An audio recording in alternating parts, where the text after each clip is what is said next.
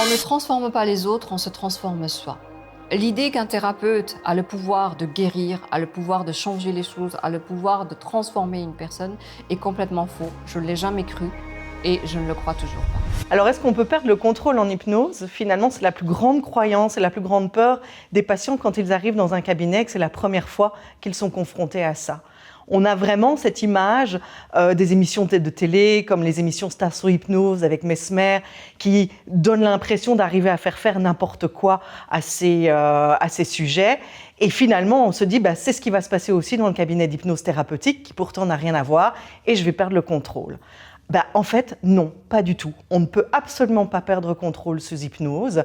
Il y a toujours notre petit esprit inconscient qui est là, qui fait le garde-fou et qui nous empêchera toujours de faire quelque chose qui est contre nos valeurs.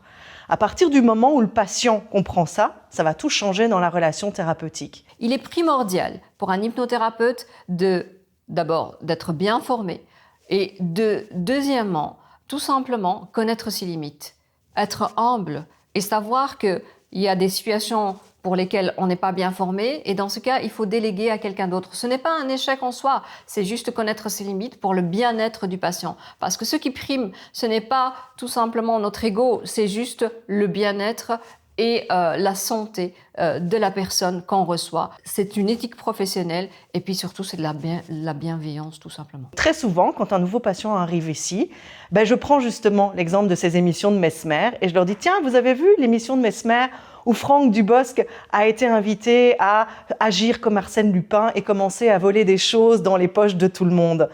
En réalité, on a l'impression qu'on l'a transformé en voleur, mais non.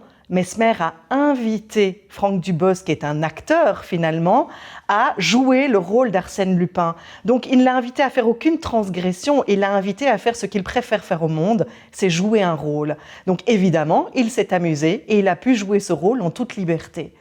En cabinet thérapeutique, évidemment, ça ne se passe pas comme ça.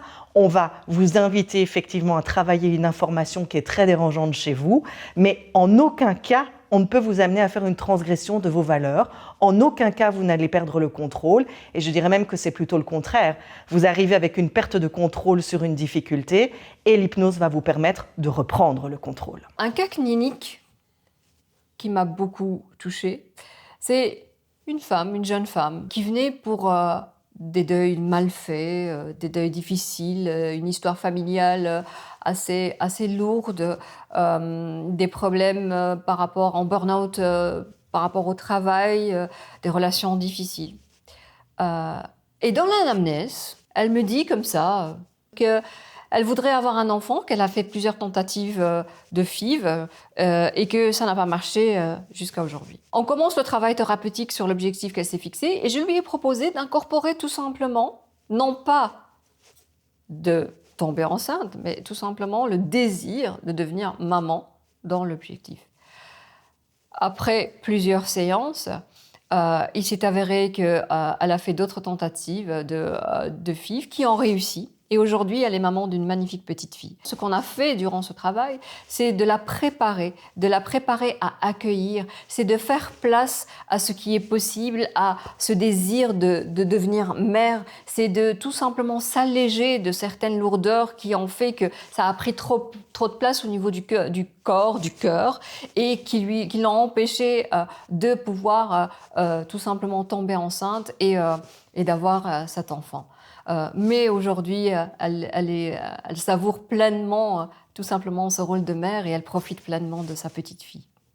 Une des difficultés que moi je traite énormément, c'est cette boucle cérébrale qui peut être installée dans le cadre des acouphènes invalidants, c'est-à-dire un acouphène qui s'installe et qui ne part plus, qui tourne et qui devient tellement prédominant dans la vie que parfois certaines personnes en ont vraiment des idées noires.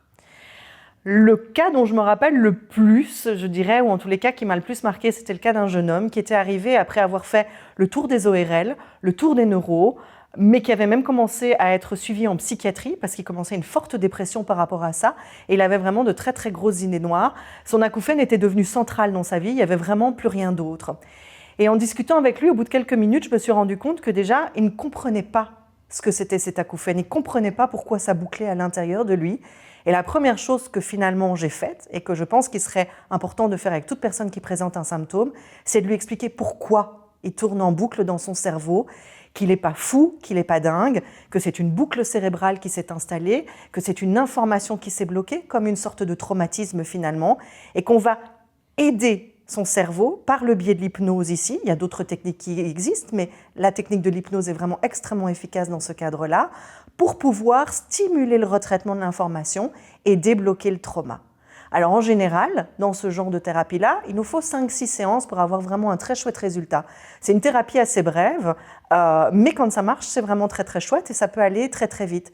Ce qui avait été frappant, c'est que le fait de tout comprendre pour ce jeune homme qui avait une cérébralité assez importante aussi, lui a permis de dédramatiser très très vite la situation, de comprendre qu'en réalité pouvait faire quelque chose. Il s'est mis en hyper-réceptivité pendant les séances d'hypnose et au bout de 2 séances, son acouphène était mis complètement à distance. Il n'a pas disparu. On n'est pas des magiciens, il n'y a pas de spectacle, il n'y a pas de show, il n'y a pas de magie. L'acouphène n'a pas disparu, mais il s'est complètement diminué et il est allé se ranger dans un autre endroit au niveau cérébral, plutôt dans la branche des souvenirs. Et s'il le cherchait, s'il les pensait, il le trouvait.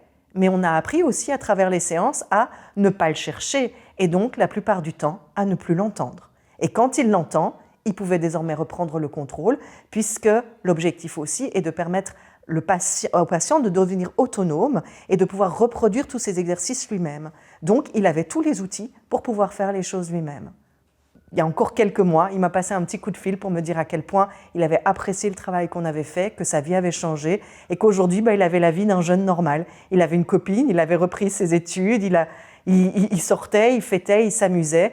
Et là où, en fait, plus rien d'autre n'était possible que l'acouphène, maintenant, il y a de la conversation, il y a de la discussion, il y a de la musique, il y a de la fête et il n'y a plus tout le temps ce bruit incessant qui venait de l'intérieur. Pourquoi on a créé Modeno Academy avec Laetitia? La première des choses, c'est avant de pouvoir trouver la pratique, la technique, le courant avec lequel je suis le plus à l'aise et avec lequel j'ai obtenu le plus de résultats, parce que, pour vous dire vrai, au début de ma formation, au début de ma pratique, avec une seule formation, je n'avais pas les résultats escomptés, je n'avais pas beaucoup de résultats probants et je devais, au fil du temps, continuer à me former de manière à ce que j'arrive à avoir des résultats beaucoup plus satisfaisants et beaucoup plus gratifiants, que ce soit pour moi ou que ce soit pour la personne qui vient en consultation. Pour moi, une formation sérieuse en hypnose, c'est une formation dans laquelle on va vous apprendre différentes choses. Pas seulement les protocoles,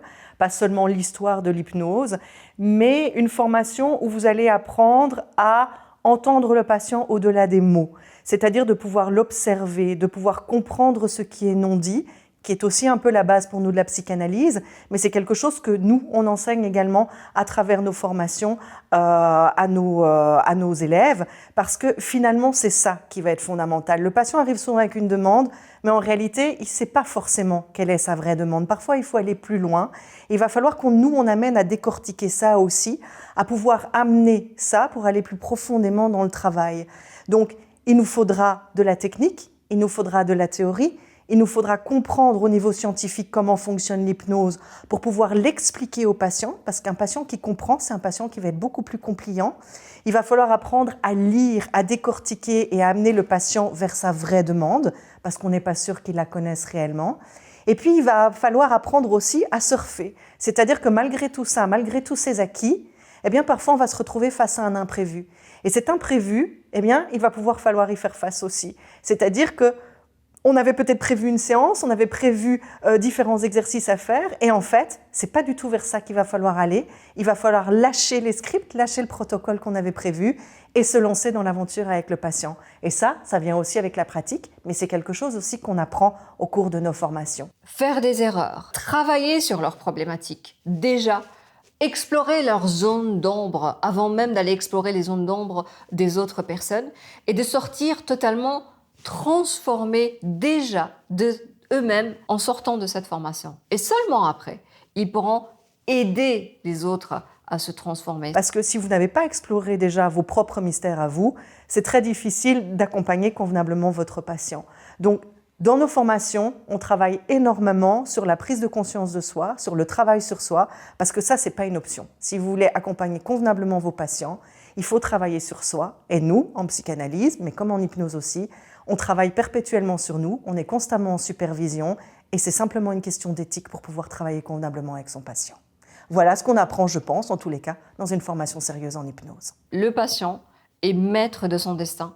On est là juste pour l'aider à reprendre connaissance de ces outils qui se retrouvent à l'intérieur de lui, qui sont déjà à l'intérieur de lui. Toutes les ressources se trouvent à l'intérieur de lui. Merci d'avoir écouté cette vidéo. Si vous avez aimé, n'hésitez pas à liker, à vous abonner, à laisser des commentaires ou à poser des questions.